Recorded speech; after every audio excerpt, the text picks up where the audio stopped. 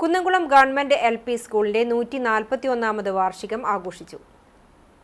മേഖലയിലെ ഏറ്റവും പഴക്കം ചെന്ന വിദ്യാലയങ്ങളിലൊന്നായ കുന്നംകുളത്തെ ഗവൺമെന്റ് LP സ്കൂളിന്റെ 141ാമത് വാർഷികവും അധ്യാപക രക്ഷാകർതൃ ദിനവും സാരംഗ് 2026 എന്ന പേരിൽ വിപുലമായ പരിപാടികളോടെയാണ് ആഘോഷിച്ചത്.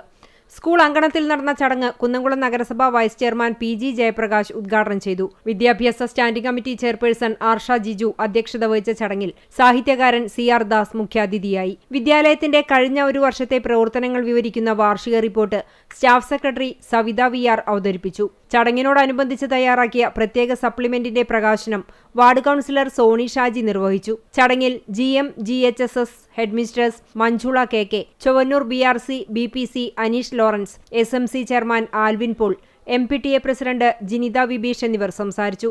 സ്കൂൾ പ്രധാനാധ്യാപിക സുജ VK സ്വാഗതവും സ്റ്റാഫ് പ്രതിനിധി ശ്രീജ S നന്ദിയും പറഞ്ഞു.